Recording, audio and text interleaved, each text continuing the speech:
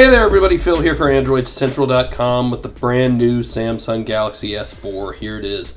So funny thing about this phone, it's actually almost identical on the outside to the Galaxy S3. Fits in just about the same footprint. The width is almost dead on. It's just a tad thinner and it weighs a little bit less. It's also a little more square. It's lost a little bit of the roundedness on the back, but it still feels really good in the hand, just about the same feeling as the S3. So I want to walk you through a couple of the software features here. There are a whole bunch.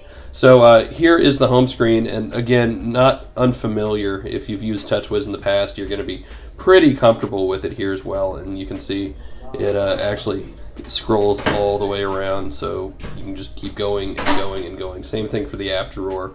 And this is actually running Android 4.2.2, which is the latest version, and no real surprise that Samsung went all out and got the engineers on that. So widgets are in the usual place in the app drawer that you're used to in Android 4.4, right? So that's nice to see. So here's the notification pull down, and again, that looks pretty familiar for Samsung. You have these quick settings up top, but you actually have two kind of settings buttons here, and they have completely skinned the settings menu. So you're gonna have to hunt around a little bit for things that you might otherwise have just seen on one screen. They've been done in tabs here. So it takes a little getting used to. It's not the end of the world by any stretch of the imagination. So as long as we're here, about device, and there it is, Android 4.2.2. And again, they have hidden developer settings just like in stock Jelly Bean, right? So you'll have to do that little tap, tap, tap thing to get it. Here's the space. Not a whole lot of space on this device. Storage will obviously vary depending on region, and actually so will your processor. So some of them will be running Exynos 5, some will be running Snapdragons. So again, we'll have to wait and see the individual regional announcements. So here's the other settings. At the very top right, you have that button, and that's where you get those, stock 4.2.2 pull-down settings. Only Samsung has added a whole bunch, and the big one, this is the really cool one, is the kind of finger hover, right? So you see we're doing it here. You don't actually have to touch the screen. Now this works in a bunch of apps. One of the big ones is the browser, so you can hover over the tab button, and it will show you the tab. The other cool thing is gestures. So before you could tilt the phone to pan through a page and change tabs. Now you just kind of wave your hand around it. It's kind of in the early stages. It works okay, but not perfect. But it's fun to play with, and you're going to kind of look funny as you're walking down the street doing this. So the little finger hover actually does a whole bunch of previews. Now you see it doesn't work in Gmail, but it does work in this custom version of Flipboard that is only on the GS4 right now.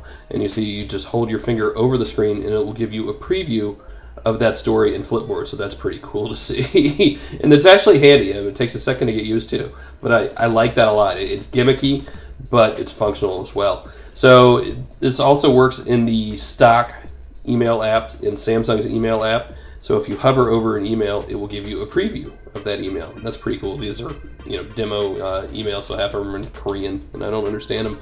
But you see the little preview pops up there.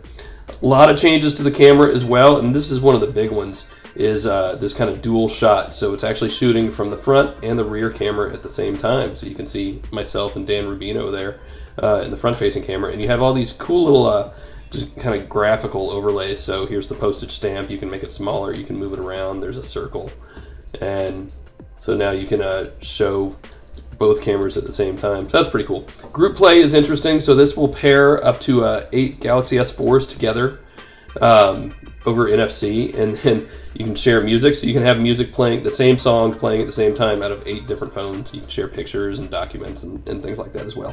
Samsung Hub is the one-stop shop to get movies and music and books and all that stuff. So if for some reason you don't want to use Google Play or Amazon or whatever, Samsung has its own thing. So that's really evolved. Another big addition is this health stuff.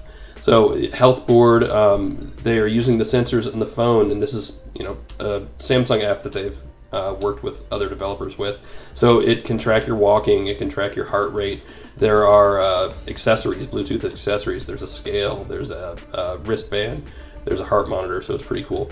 So there is the Galaxy S4. Here it is with the Galaxy S3 again. They are almost kind of one of the same. People will mistake one for the other, no doubt, when that comes out.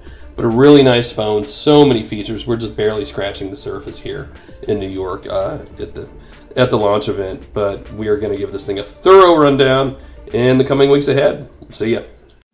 Hey everybody, it's Phil from Android Central, and if you want to help out the site and look good, go get the best damn Android t-shirt anywhere from shopandroid.com.